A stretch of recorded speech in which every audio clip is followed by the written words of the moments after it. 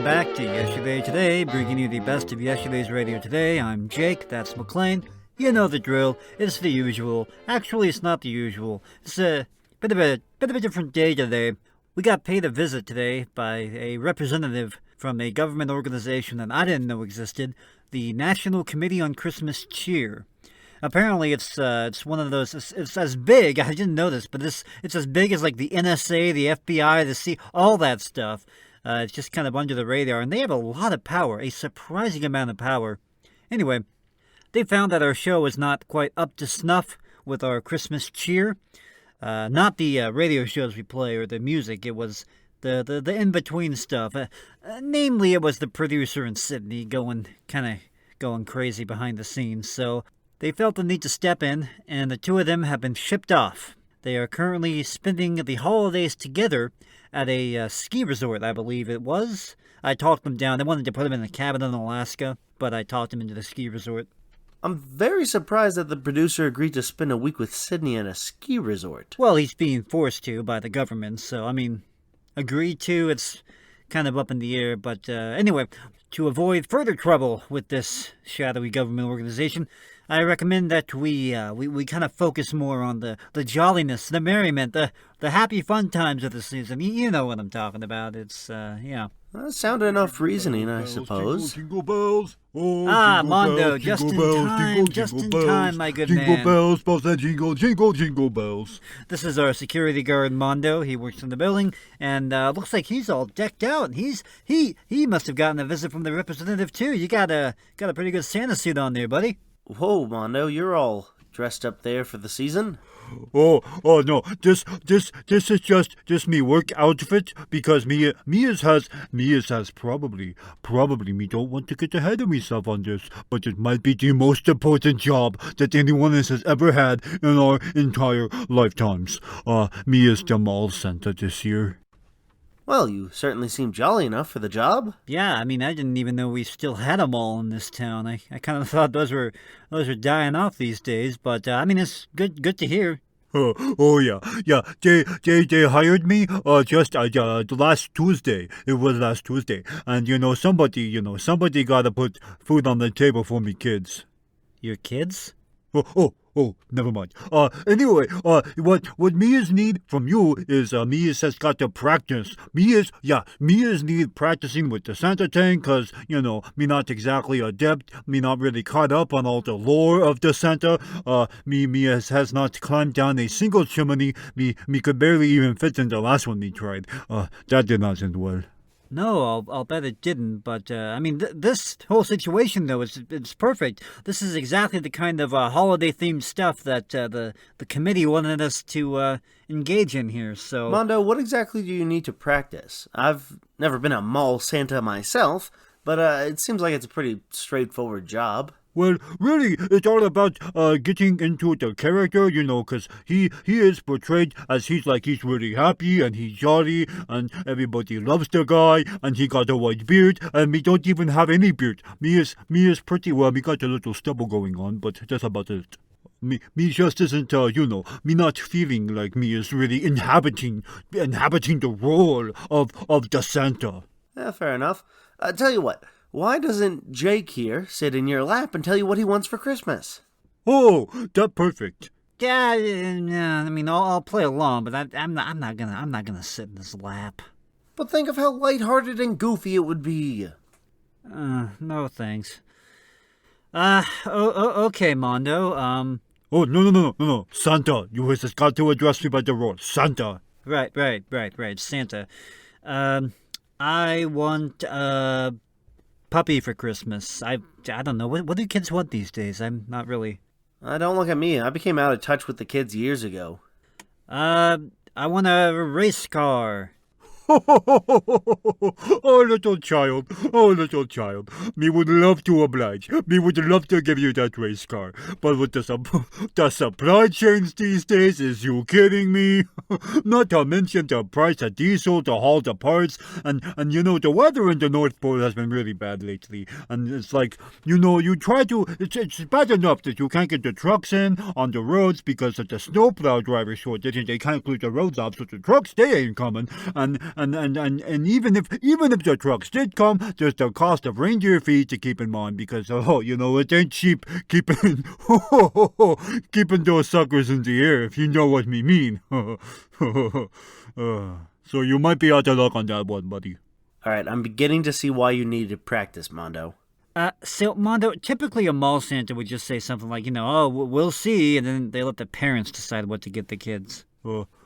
You don't actually have to promise them the gift or go on a long, rambling explanation of why they can't have it. Okay, we might need more practice on this then.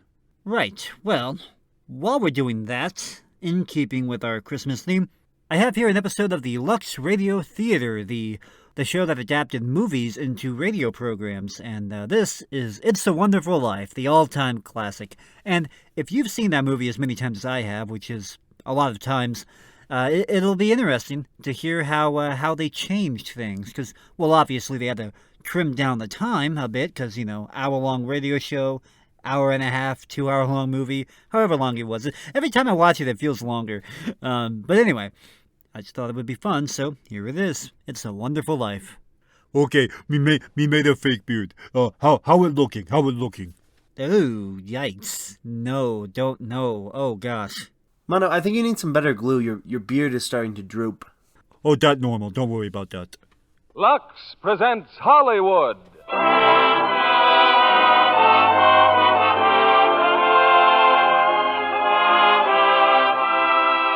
Lever Brothers Company, the makers of Lux Toilet Soap, bring you the Lux Radio Theater, starring James Stewart, Donna Reed, and Victor Moore in It's a Wonderful Life. Ladies and gentlemen, your producer, Mr. William Keighley.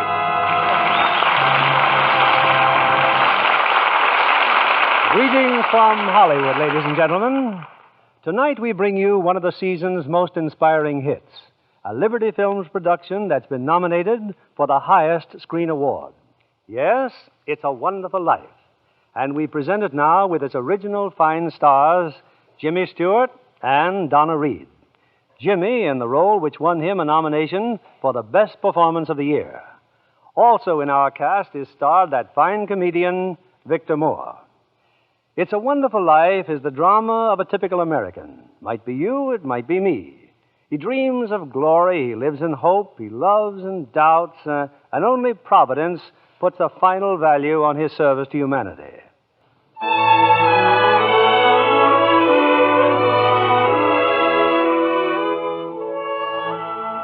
This is the story of George Bailey, citizen of Bedford Falls, New York. George Bailey, who more than anything under the sun wanted to see the world, the wonderful, exciting world that lay somewhere beyond the limits of his hometown. Oddly enough, this story does not begin in Bedford Falls. In fact, it doesn't begin anywhere in the world. It begins in heaven, where the superintendent of angels has just summoned an apprentice angel named Clarence. Oh, I'm really going down to earth, sir? Oh, how splendid. Yes. There's a very discouraged man down there, Clarence, George Bailey. At exactly 10:45 p.m., Earth time, he'll be thinking seriously of ending his life. Oh, dear, his life. Now, I want you to stop him if you can. Now, sit down. I'll give you Bailey's case history. Sir, if I should accomplish my mission, may I perhaps get my wings? I've been waiting over 200 years now, and, well, people are beginning to talk. Clarence, what's that book? The Adventures of Tom Sawyer, sir. I was reading it when you sent for me. Oh, fine book. Excellent. Well, you do a good job on George Bailey, and we'll see about your wings. Oh, thank you, sir. Now, listen. When George Bailey was a boy, 2 events occurred that you should keep in mind. One was when his young brother, Harry, fell through the ice and almost drowned. George saved him. Brother fell through the ice. George saved him. Ever since, George has had a bad ear. All that icy water, you understand. Yeah, bad ear. Yes, sir. The other event came a few months later. George used to work after school in Mr. Gower's drugstore. One day, Mr. Gower's only son died of influenza. It was a terrible blow, and poor Mr. Gower tried to lose his grief in whiskey. Where you been, George? Mrs. Blaine's called twice. What happened to her prescription? You lost it, didn't you? No, Mr. Gower. Here it is. Well, you good for nothing. Don't you know that Blaine girl's very sick? Mr. Gower, my ear. You're hurting my sore ear. Teach you to loaf, you lazy brat. Mr. Gower, you don't know what you're doing. You put something wrong in those capsules. Shut up. Oh, I know you feel bad, but look, Mr. Gower, look. This bottle, you used this bottle to make up the capsules. It's poison. Poison? Don't hurt my sore ear again, Mr. Gower. Oh, George. That's why I didn't deliver, Mr. Gower. All I wanted was to make sure.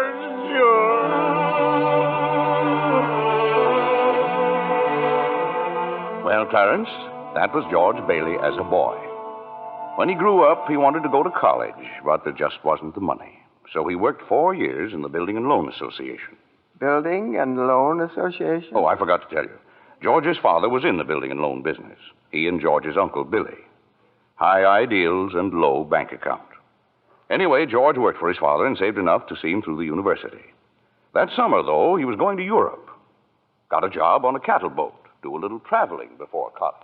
Boy, oh boy, it's hard to realize it. My last night in the Bailey boarding house. Yeah, we're sure going to miss you, George. Oh, I'm going to miss you, too, Pop. Hey, what's the matter? You look tired. Oh, I had another tussle with old Henry Potter today. Oh, I thought when you put him on the board of directors, he'd ease up. Oh, so did I. I just can't understand a man like Mr. Potter. He can't begin to spend all the money he I has. guess Potter owns about everything he wants in Bedford Falls except our building and loan. That's why he hates us. Hey, George, can I borrow your tuxedo studs? Yeah, help yourself, Harry. Well, where are they? In your suitcase? I'm not taking a tuxedo on a cattle boat, you know. Say, where'd you get that suitcase anyway? Oh, Mr. Gower, going away present. And one of these days you're going to see that bag all covered with travel labels. Italy and Baghdad, Samarkand. Gonna have a pretty full summer, eh? I'm going to have a pretty full life. Hey, why don't you come to the dance tonight? What? I'd be bored to death. Well, you couldn't want a better death. Lots of pretty girls. Hey, I gotta hurry. I wish we could send Harry to college with you, George. No, we've got that all figured out now, Pop. He'll take over my job at the building and loan and work 4 years like I did, and then he'll go. Oh, he's pretty young for that job. Well, no younger than I was. Maybe you were born older, George. Huh?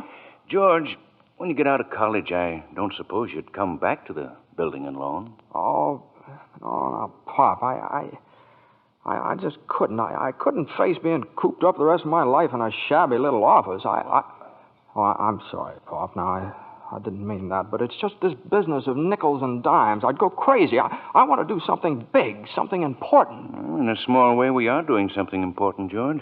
In that shabby little office, we help people figure out how they can own their own homes. I know, Pop. I just wish I felt that but I just feel like if I didn't get away, I'd bust. You're right, boy. You get yourself an education, then get out of here. Oh, Pop, you want a shock? I think you're a pretty great guy. Well, thanks, George. I'm glad to hear it. Look, why don't you go on over to Harry's dance? You'd have a good time. Well, I don't know. Maybe it will drop in. Yeah, maybe it will at that. So, George Bailey went to a dance. Is that important, Joseph? Why, it was at the dance he met Mary Hatch. Oh. And 3 hours later, he was walking her home. George and Mary were feeling pretty good, Clarence. As a matter of fact, wonderful. Buffalo girl, can't you come out tonight? Can't you come out tonight? Can't you come out tonight? Buffalo girl, can't you come out tonight? And dance by the light of the moon. Hot dog, oh boy, just like an organ. At least. Hey, you know something? If it wasn't me talking, I'd say you were the prettiest girl in town.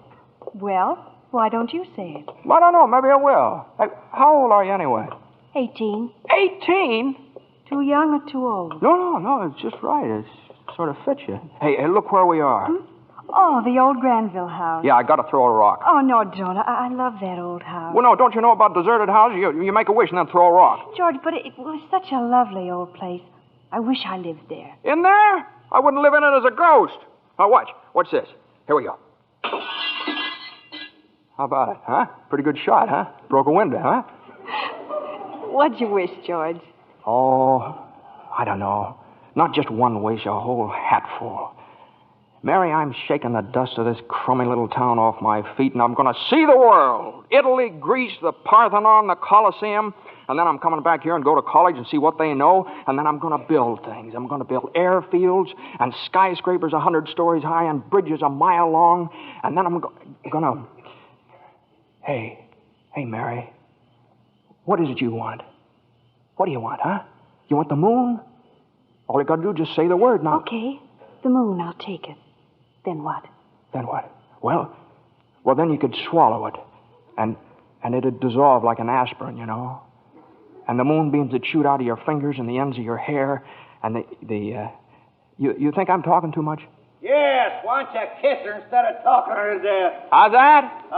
Youth is wasted on the wrong people. Well, hey, just a minute, mister. Hey, you come back here, I'll show you some kissing if you want it. George! Hey, Uncle Billy, look here, I'm going to kiss Mary. Watch. George, get in the car quick. Your father's had a stroke. What? George, My father's had... get in, hurry.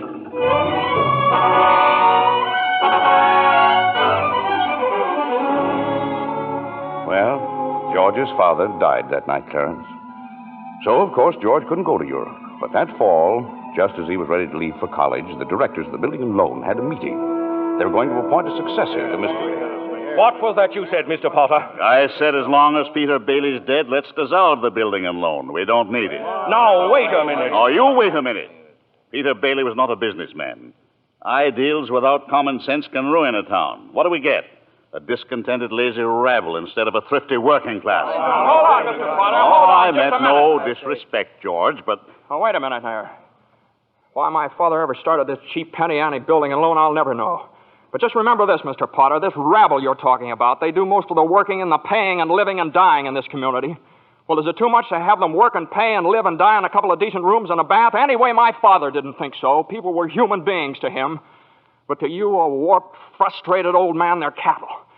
Well, in my book, Mr. Potter, he died a much richer man than you'll ever be. I'm not interested in your book, George. I'm talking about the building and loan. You're talking about something you can't get your fingers on that's galling. That's what you're talking about. Well, this town needs this measly one-horse institution, if only to have some place where people can borrow a few dollars without crawling to you. Now, come on, Uncle Billy. What happened, George? Yeah, all we heard was a lot of yelling. Boy, oh boy, you should have heard George. Yeah, they're in there voting us out of business. Oh, who cares? I can get another job. I'm only 41. 45. Well, you get out of here, George. You missed your boat trip. Do you want to miss college, too? George, we've just voted Potter down. We're still in business. Whoopee! We're still in business. We're still in business. But there's one condition, George. They've appointed you to take your father's place. Appoint me, but I'm going to college. Look, this is my last chance. Uncle Billy's your man. George, you've got to take it. They'll vote with Potter otherwise. They said so. They even...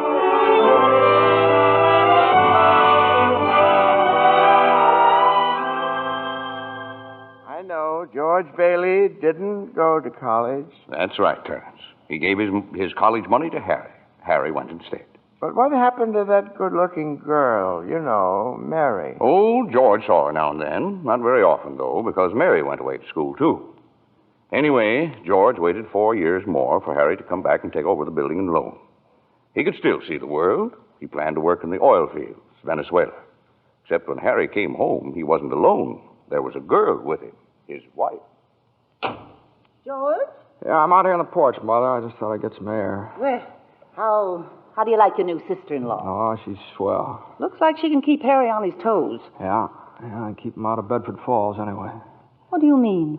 Well, Ruth's father, he's got a wonderful job for Harry up in Buffalo. Buffalo? Well, that means you can't... Yeah. George, did you know Mary Hatch is back from school? Yeah. Nice girl, Mary. Mm-hmm. Oh, stop grunting. Give me one good reason why you shouldn't call on Mary. Well, Sam Wainwright. Sam's crazy about Mary. Well, she's not crazy about him. Well, now, how do you know that? Did she discuss it with you? Besides, Sam's away in New York. Oh, and all's fair in love and war. I see. Okay, Mother, I think I'll go out and find that girl and do a little passionate necking. Oh, George. Goodbye, Miss Bailey. By the way, do you want any books at the library? Library? George! George, you go and see Mary. Do you hear?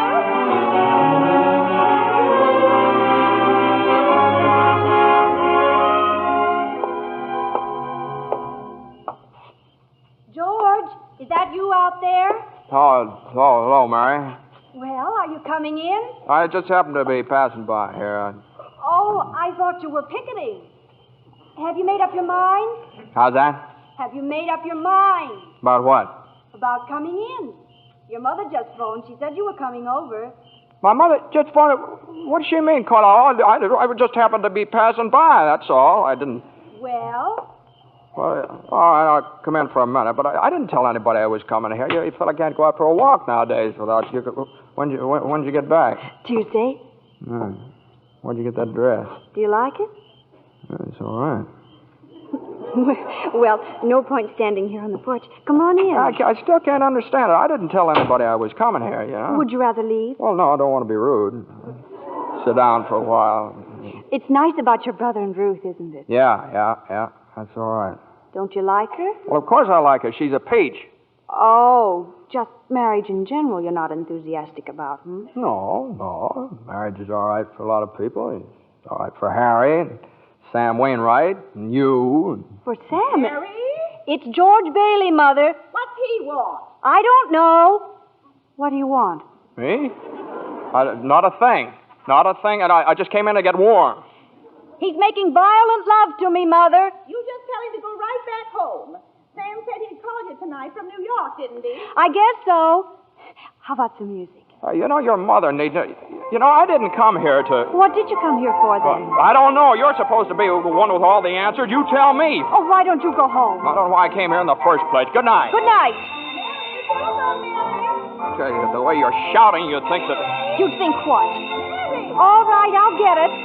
George, on your way out, would you mind turning off the phonograph? I'd be very happy to. Doggone crazy song. Hello? Sam? Mary, gee, it's good to hear your voice. How are you, Sam? I forgot my hat. Hee-haw. What? Oh, I was just talking to an old friend of yours, George Bailey. Oh, Mossback George? Old Mossback George. Well, put him on. I'll talk to him, too. Wait a second. George. He doesn't want to speak to George. He does so. He asked for him. Why'd you call me? Because if you're... I'm in a hurry. Sam wants to talk to you. Oh. Hiya, Sam. Hey, fine pal you are, trying to steal my girl. What do you mean? Nobody's trying to steal anybody's girl. Here, Mary, take the phone. No, wait, George. I want to speak to you both. Tell Mary to get in the extension upstairs. He says for you to get on the extension upstairs. I can't. Mother's on the extension.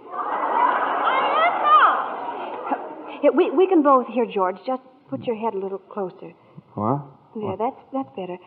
We're listening, Sam. Well, I have a big deal coming up that's going to make us all rich. George, you remember that time you told me about making plastics out of soybeans? Soybeans? Yeah. Soybeans, yeah. Well, my father's checked into it, George, see? And now he's going to put up a factory. How do you like that? A factory, huh? And here's the point, George. I may have a job for you unless you're still married to that broken-down building and loan. Oh, Mary? I'm here. You tell that guy I'm giving him a chance of a lifetime. Do you hear? He says it's the chance of a lifetime. Give me that phone. Here's George again, Sam. George. Now, you listen to me, Mary. I don't want any plastics, and I don't want any job, and I don't want to get married ever to anyone. Do you understand that? I want to do what I want to do, and you're not going to trick me. And you're... Mary. George. Mary. Oh, Mary, darling, I love you, Mary.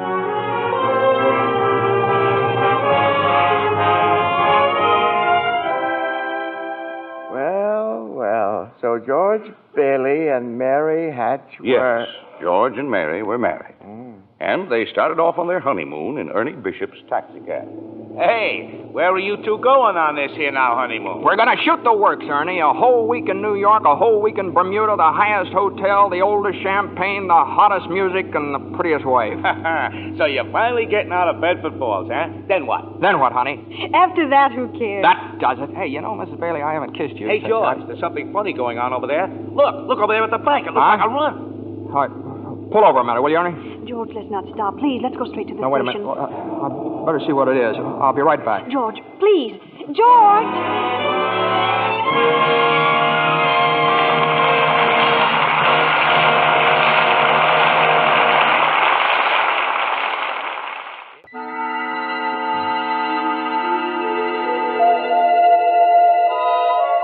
Well, we're back in heaven again, where the superintendent of angels is reviewing the case history of a mortal named George Bailey. Clarence, the apprentice angel, is very eager to depart on his mission to the earth. Poor George Bailey. Oh, he's certainly in desperate trouble, Joseph. I'll go to him at once. Now, you sit down, Clarence. Sit down. we're nowhere near the point where George Bailey's thinking of taking his life. We're not? Now, where were we? Yes. George and Mary had just started out on their honeymoon when they ran smack into the financial panic of 1932. In the waiting room of the building and loan, 100 frantic people were clamoring for their safety. Hey, what's going on, Uncle Billy? What's happened? All those people out there. This is a pickle, George.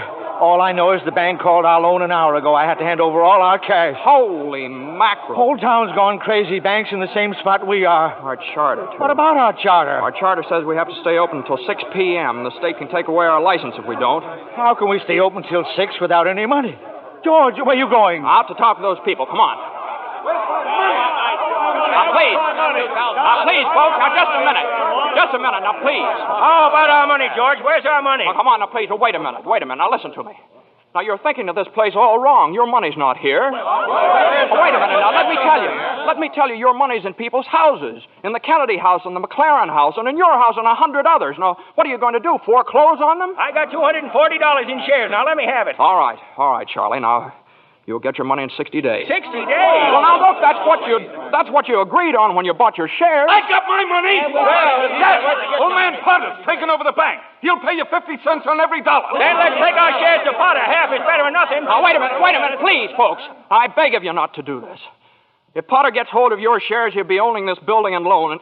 He's got the bank, he's got the bus line, he's got the department stores, and now he's after us because he wants to keep you living in his shacks and paying the kind of rent he decides to charge. Now, we can get through this thing all right, but we've got to stick together. We've got to have faith in each other. My husband's out of work. We need money. I've got doctor bills to pay. I can't feed my kids on faith. How much do you need?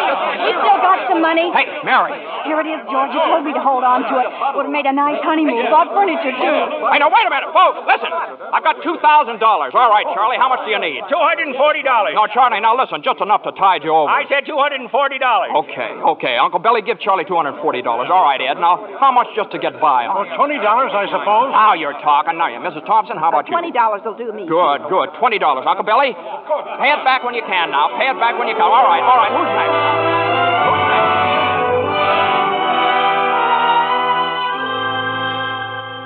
Look at the clock. Look. 5 seconds, 4 seconds, 3, 2, 1. 6 o'clock. We made it. Lock that door, Eustace, quick. Boy, we're still in business, Uncle Billy. We've even got $2 left. George, there's a call for you. Okay, and then call my wife, will you? She's probably over at Mother's. Mrs. Bailey's on the line. No, I don't want Miss Bailey. I want my wife, Mrs. Bailey. Miss Bailey, that's my wife. Give me the phone, will you? Hey, Mary, listen, Mary, I'm sorry. Come home. Well, what home? Well, 323 Sycamore. Well, whose home is that? What? Well, Mary, how can I... Well, sure, all right, sure, I'll be there. Clarence, guess what 323 Sycamore was? His mother-in-law's house, huh? Oh, no. Number 323 Sycamore was the old Granville house, the one George threw rocks at and made wishes. Yes, sir, that's where they spent their honeymoon. That's where they started housekeeping. They were still living there 2 years later when old man Potter asked George to stop over at his office. Sit down, George. Sit down, do. Have a cigar? Well, thank you, sir. George, you're a young man, married, making, say, $40 a week at the building and loan. 45. 45. Now, if you were some ordinary yokel, I'd say you were doing fine. But George Bailey is intelligent, ambitious. He hates the building and loan almost as much as I do. He's been dying to get out of town ever since he was born, but he's trapped. Trapped into frittering his life away playing nursemaid to a lot of garlic eaters. Do I paint a correct picture, George, or do I exaggerate? Well, what's your point, Mr. Potter? My point is that you're the only man in town who has licked me. George, I want to hire you. Manage my affairs. I'll start you off at $20,000 a year. $20,000 a year?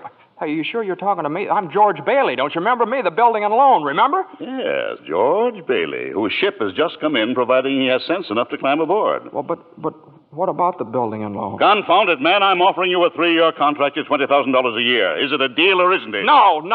The answer's no, doggone it. If you offered me $1 million to stay around this town and play stooge to you, the answer'd still be no. Now, let me alone. Don't bother.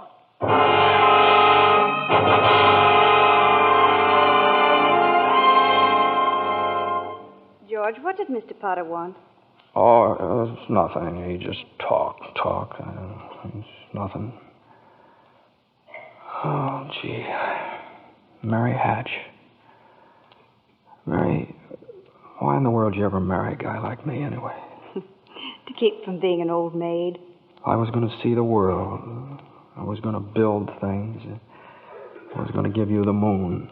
What have I given you? What have I given you? Not even a new dress, not for months. Gee whiz, I feel awful. So do I. Mornings especially. I could have married Sam Wainwright, anybody else in town. I didn't want to marry anybody else. I want my baby to look like you. You know, you didn't even have a honeymoon, and I promised you that you what? My baby. Hey, Mary, you mean you're on the nest?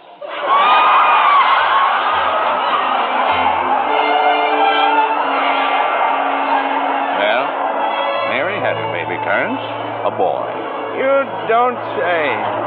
Then she had another one, a girl. Well, what do you know? Night after night, George had come home late from the office. Things weren't good with the building and loan. Potter was really bearing down on him.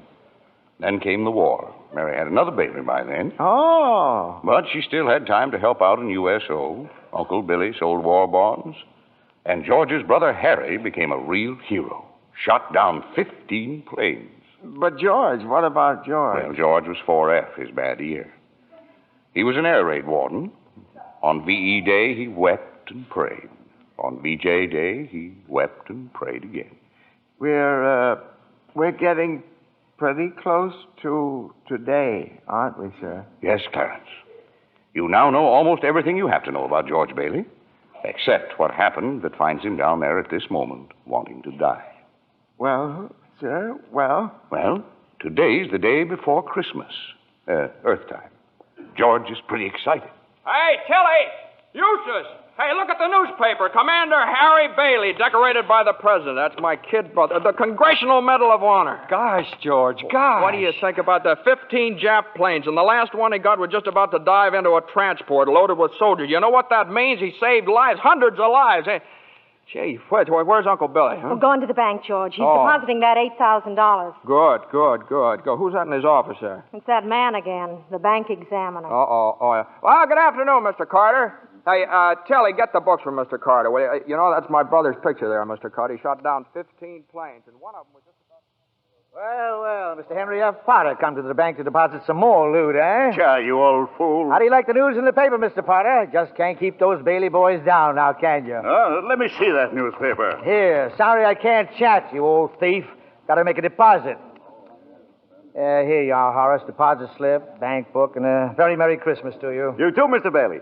Say, you've forgotten something, haven't you? Horace, I've forgotten things all my life. Get a wiggle on, boy. But, Mr. Bailey, where's the money? What's that? You want to make a deposit? Well, certainly I want. Well, it's customary to bring the money with you.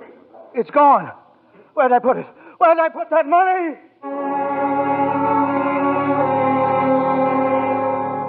A terrible thing, Clarence, terrible. Uncle Billy couldn't find the money because the envelope with the $8,000 was folded up in that newspaper he gave to old man Potter. I just don't know what happened to it, George. I just don't know. $8,000. Uncle Billy, the bank examiner's here, and it's not our money. It belongs to the depositors. George, what are we going to do? We've traced every step I took. We can't stand here in the street. Are you sure you didn't put that envelope in your coat pocket? I think so. Maybe. Oh, I'm no good to you, George. I'm no good. Now listen to me. Think, will you? Now try and think. I can't think anymore. I can't. Where's that money, you silly old fool? You know what this means? It means bankruptcy and scandal and prison. One of us is going to jail. Well, it's not going to be me. Now get out of my way. I'm going home.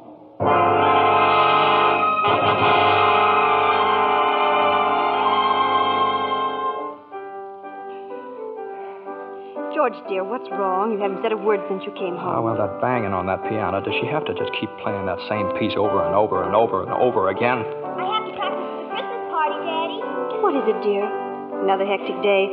Yeah, another red letter day for the baby. Dad, Murphy's got a brand new car. You should see it. What's the matter with our car? Isn't it good enough for you? I'm sorry, Dad. I only... Run upstairs, Petey. See if Zuzu's all right. Okay, Mom. Now, what do you mean? What to see if Zuzu's all right? What do you mean? Oh, she caught a little cold coming home from school. She didn't button up her coat. Well, what is it? What do you mean, just a cold? George, the doctor said it was nothing serious. Was the doctor here? Well, I thought he'd better look at her. It's his old drafty house. No wonder we don't all have pneumonia. Might as well be living in a refrigerator. Why'd we have to live here in the first place and stay around this measly, crummy old town? George, what's happened? Everything's happened. You call this a happy family? Why do we have to have all these kids? Daddy, how do you spell frankincense? I don't know how you spell. You ask your mother. Where are you going? Upstairs to see Zuzu. Hello? Oh, thank you, Mrs. Welch. I'm sure she'll be all right. Who's that? Zuzu's school teacher. What? Oh, yes, the doctor says she'll be fine tomorrow. Here, give me that phone. George, please. Mrs. Welsh? Well, this is Mr. Bailey. Say, what kind of a teacher are you anyway? What do you mean sending Zuzu home like that half naked? Do you realize you probably end up with pneumonia just because of your stupidity? You know, maybe my kids aren't the best dressed kids in town, but at least... Hello? Janie, will you stop playing that lousy piano? Cut it out. Stop it. George, for heaven's sake, what's wrong with you? I'm sorry. Janie, I'm sorry. Mary, I've just got to get out of here.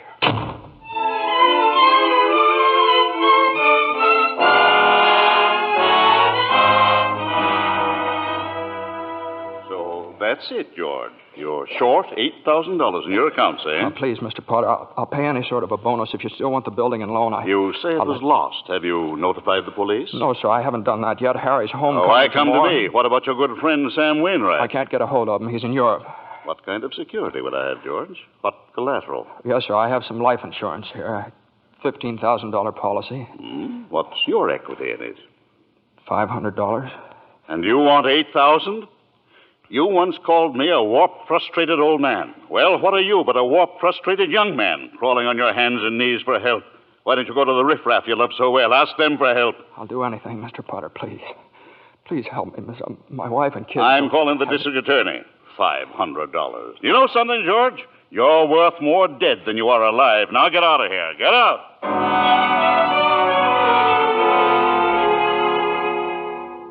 And all the time, Potter had the $8,000 in his desk drawer. It's still there, Clarence. But where's George, sir? Where? Well, he went over to Martini's Cafe. He's had a couple of drinks, Clarence. He's just standing there, sort of in a daze. Oh, God. God, dear Father in heaven, I'm not a praying man, but if you're up there and you can hear me, please show me the way. I'm at the end of my rope.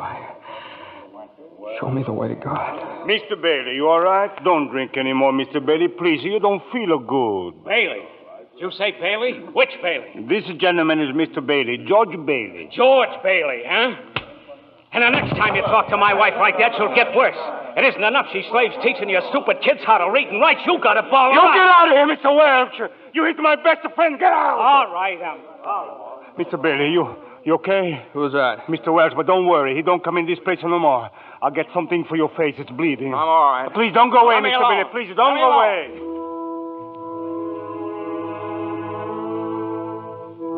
Well, George left Martini's Cafe 5 minutes ago, Clarence. He's at the river now, on the bridge, looking at the water. Are you ready, Clarence? All ready, sir. Very well. Save George Bailey's life, and you get your wings. My wings. Oh, thank you, Joseph. George! George Bailey! Get away from that bridge!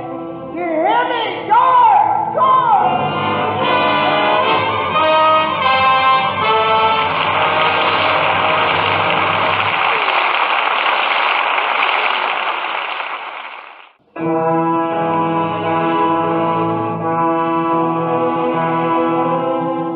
Numb with despair, convinced, as Mr. Potter said, that he's worth more dead than alive, George Bailey stands on a bridge, staring at the dark and frigid waters below. Suddenly, there's a splash.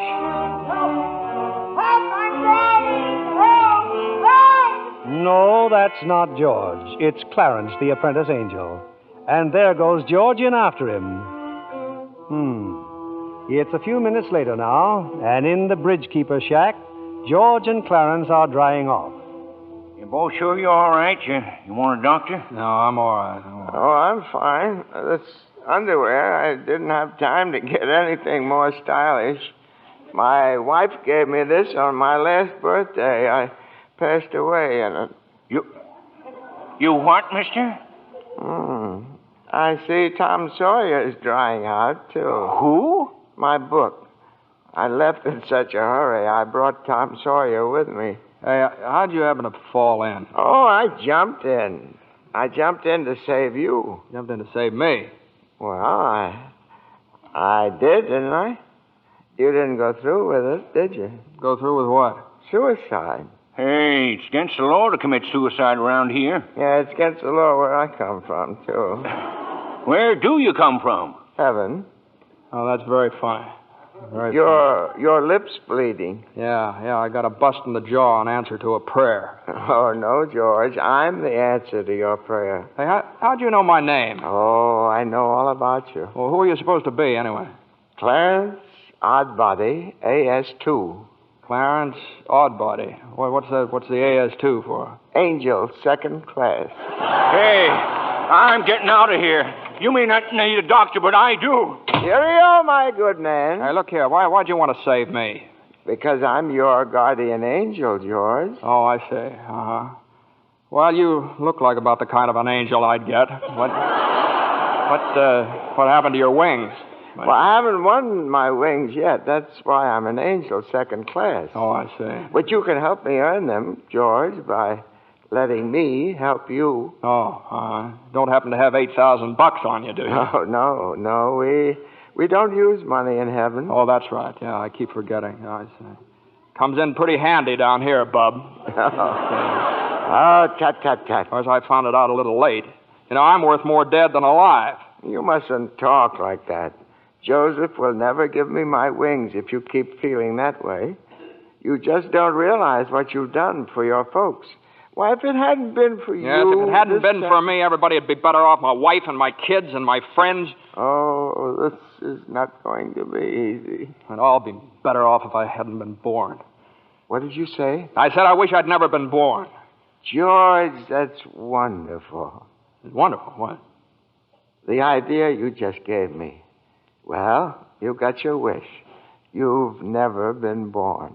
I've never been born? Exactly. No worries, no $8,000 to get, nothing. You simply don't exist. All right, okay, all right. George, I can do things, strange things. I can show you the world, George, the way it would be if you hadn't been born. Hey, wait a minute. This ear of mine. Hey, say something else in that bad ear. You don't have a bad ear anymore. Oh, I don't think you're concentrating. Oh. Don't you see? You're not the George Bailey you think you are. You're nobody. Oh, that's the doggonest thing I ever saw, that ear. Your lips stopped bleeding, too. Yeah.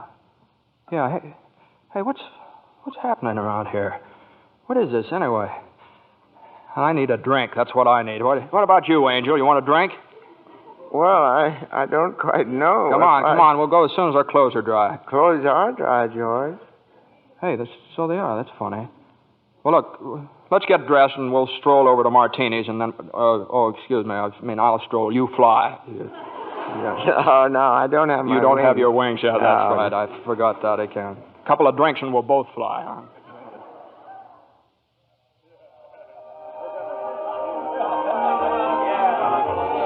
What'll you have, fellas? Hey, where's the boss? Where's Martini? Look, wise guy, I'm the boss, see? Okay, well, double scotch, quick, will you? What's yours? You know what I just love? Some mulled wine. Huh? Heavy on the cinnamon and light on the cloves. Off with you, my lad, and lively now. Now cut it out. Oh, come on, here. Just give him the same as I ordered. He's okay. 2 double scotch. What about this place? It's all changed. All of Bedford Falls has changed. You're having your wish, George. You've never been born. Oh, there'll be lots of things you've never seen before. Oh, good. Somebody just made it. Made what? Every time a bell rings, it means some angel's got his wings. What'd you say? Look, Clarence, I don't think you better talk about angels around here. Don't they believe in angels? Oh, yeah, they believe in them, but it's just a little Well, then thing. why should people be surprised when they see one? Don't mind him, bartender. He's just a little fella. He just never grew up. And how old are you anyway, Clarence? Well, next May, I'll be 293. That does it. A couple of pixies, huh? Go on, get you. Hear me, get. Where's Martini? Will you Stop tell me? asking about Martini. Ain't here any... Hey, you. Rummy, didn't I tell you never to come panhandling around here? George, look. Hey, it's Mr. Gower. Mr. Gower. Listen, Mr. Gower, don't you know me? This is George Bailey. You buy me a drink, mister? Just one drink, will you, mister? Pinky! Yeah, Nick. Throw the rummy out. Oh, no, please. Hey, bartender, that's Mr. Gower, the druggist. That rumhead spent 20 years in jail for poisoning some kid. If you knew him, you must be a jailbird yourself. Pinky, here's 2 more. Get him out of here. Get up, George. Good thing he threw us in a snowbank, huh? Hey, where's Mr. Gower? Mr. Gower doesn't know you, George. You see, you weren't there to stop him from putting poison into that prescription. Hey, what do you mean I wasn't there? Look, tell me, what are you? Are you a hypnotist? George. Look, well, why am I seeing all these strange things here? Don't you understand? It's because you were not born. Well, if I wasn't born, then who am I? Nobody. You have no identity. What do you mean I have no identity? No papers, no driver's license, no 4F card, no insurance policy. Zuzu's bell. What? Zuzu's bell. I bought my little girl a bell to hang on the Christmas tree, and I forgot to give it to her. I've got it in my... It's gone. It's gone, too. Everything's gone. But you've been given a great gift, George. A chance to see what the world would be like if you'd never been born. You're crazy. You're crazy as a bedbug, and you're driving me crazy, too. Now, look, I'm going home to my wife and family. Do you understand that? And I'm going home alone. Better not leave him alone, Clarence. Keep following him. Joseph, I'll stay near him, sir. Poor George. He's seeing Main Street now the way it'd be if he hadn't lived. The thing that's really shocked him, sir, is the building and loan office. Know what's there now? Pawn shop. What's he doing? Can you see? He's talking to Ernie Bishop, the taxi driver. He wants to go home. You better tag along, Clarence. Oh, I will, sir. I will. Come on, step on it, will you, Ernie? Get me home. I'm off my nut. Where do you live, buddy? Oh, now, doggone it, Ernie. Don't you start pulling that stuff on me. 323 Sycamore. 323 Sycamore? Yeah, hurry up. Zuzu's sick. Okay, buddy. Hey, look, Ernie, I don't know what's happened. I'm going crazy or something. I got some bad liquor. Now, look, tell me this now. You're Ernie Bishop, right? And you live with your wife and kid down... You seen my wife? What do you mean? I've seen your wife. I've been in your house 100 times. What do you... We built it for you, didn't we? Bud, my wife took the kid and ran away 5 years ago, and I ain't never seen you before in my life, see? Okay, Ernie, okay. Just step on it. Get me home.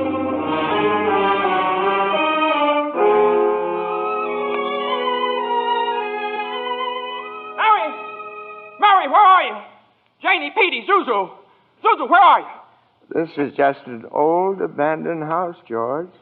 You have no wife, no children. Where are they? What have you done with them? Hey, I'll face that thing. See, I told you. All right, up with your hands. Oh, Bert the cop. Thank heaven you're here. Now, look, why don't you be a good fella and I'll take you to a doctor? Bert, listen to me. What's the matter with you guys? Now, listen, it's that fellow there. He says he's an angel. He tried to hypnotize me. I hate to use my nightstick, but I guess I... Ow! Run, George, run. He can't hit you while I'm biting him. George, run. My teeth aren't what they used to be. Joseph, help! Joseph! Where'd they go, Ernie? Where'd they go? I don't know. They just disappeared.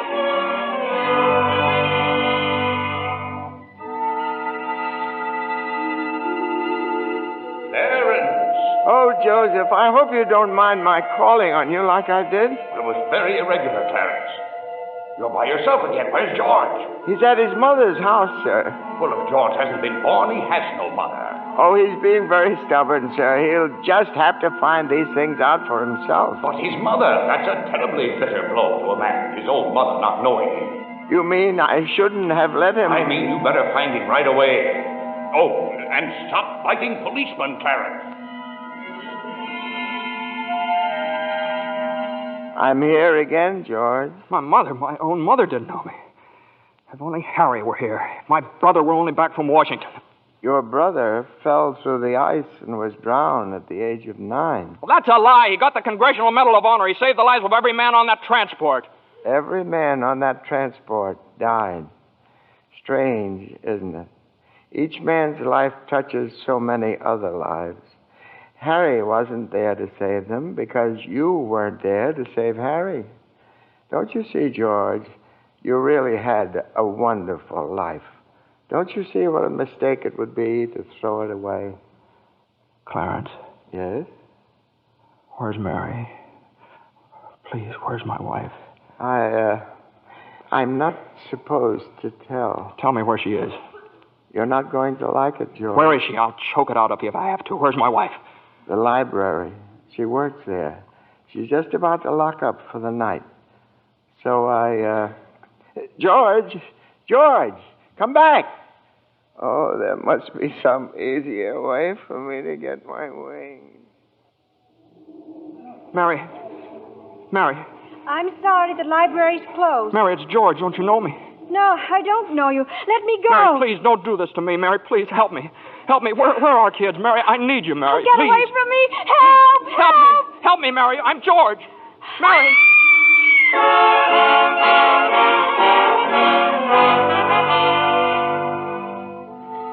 Clarence. Oh, where is he, Joseph? Where's George? I'm afraid I've lost him, sir. You knew you shouldn't have let him try to see Mary. Now they're after him, a mob. They think he was trying to hurt her. Joseph, I won't even get one wing, will I? You have one more chance, Clarence. Get over to the bridge by the river. I think George has seen just about enough. But the mob... But don't worry. They've lost him, too. Now, hurry up. Oh, thank you, Joseph. Thank you. Clarence, where are you? I'm here, George. Help me, Clarence. Get me back. I don't care what happens to me. Only get me back to my wife and kids, please. I want to live again. Oh, thank you, George. Thank you, boy. I want to live again, please. Oh, God, please let me live again. George? Is that you down there, George? Now, get out of here, Bert. Get out here. You come in any closer, I'll let you have it. What the hell are you yelling for, George? Come on. George, Bert, do you know me? No, yeah. I've been looking all over town for you. Where you been? Hey, Bert, I'm alive again, Bert. You sure you're all right? Hey, your mouth's bleeding. It is. Hey, my mouth's bleeding. Bert, look at the blood come out of there, would you?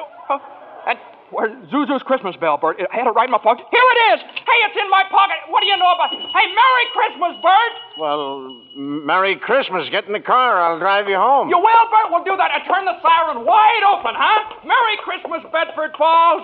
Hey, Merry Christmas, old building and loan. Merry Christmas, Mr. Potter. Yippee! Come on. Hey, Bert, come on in with me, huh? What is these people, these reporters? Hey, Merry Christmas, reporters. Hey, Mr. Bank Examiner, Merry Christmas. Mr. Bailey, there's a deficit. I know, $8,000, I'll bet, huh? George, I've got a little paper here. I'm sorry. I bet it's a warrant for my arrest. Isn't that wonderful? Merry Christmas. Hey, where's Mary, you know? Look at this wonderful old drafty house. Isn't it wonderful? Have you seen my wife? Where's Mary? Mary! Merry Christmas! Kids! Hey, kids! Janie! Petey! Hey, I could eat you up. Where's your mother? She went looking for you, Daddy, with Uncle Billy. Oh, Daddy? Zuzu, my little ginger snap. How do you feel, huh? Fine, Daddy. Not a snitch of temperature. Not a snitch of temperature. Hallelujah! George, darling. It's Mommy. Mommy's home. Mary. George, where have you been? Mary. George, Mary, George. now, look, just let me touch you. Oh, you're real, Mary. Oh, you've no idea what happened to me. You've no idea what's happened either. They're on their way here. Who's on their way? Oh, the police department? The FBI, the National Guard? I'm alive again, Mary. Oh, listen, Mary, I'm alive again. Oh, yes, darling, yes. Now, close your eyes and come on downstairs. What is it? We can't open my eyes yet, Mary? What's going on here? Now, keep your eyes closed. Now, I'll just walk you over here by the Christmas tree and... Well, the people, I hear lots of people. What is it? Lots of people. Just 1 minute now. We're all ready, Uncle Billy. Come in, everybody. George, look! Just look! Uncle Billy! Money, George. A laundry basket filled with money. Money for you. Mary did it, George. Mary! I don't understand. What money? What... People heard you were in trouble, darling. These people, your friends, they've collected this money for you, the $8,000. Charlie. Hey, there's Martini. Mr. Gower. Hey, how are you, Mr. Gower? Mrs. Thompson, Ed, Tom, everybody. None of us would have a roof over our heads if it wasn't for you, George. Gosh, this is wonderful. Hey, Mary, look who's coming in. Mother. Hi, Mother. Hey, and Harry. Got Mary's telegram, George. I flew in as fast as I could. Hey, everybody, a toast. How about a toast? Oh, good idea, Ernie. A toast to my big brother, George, the richest man in town. Daddy, my Christmas bell. You didn't forget. Forget? Here, honey. Here's your bell. Daddy. Darling, what's this on the table here? This book? The Adventures of Tom Sawyer. Lord, there's something written in it. Dear George, remember no man is a failure who has friends. Thanks for the wings. Love, Clarence. Clarence? Yeah, he's a very dear friend of mine. Daddy, Mrs. Welch says every time a bell rings, an angel gets his wings. That's right, Zuzu. That's right. That's right. Attaboy, Clarence. Attaboy, Clarence. Happy landing.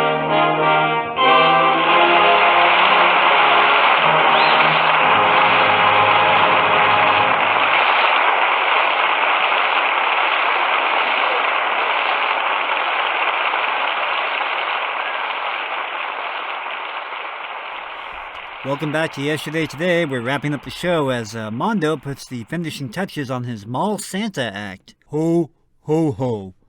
Ho, ho, ho. Ho, ho, ho. Ho, ho. Ho, ho, ho. Ho.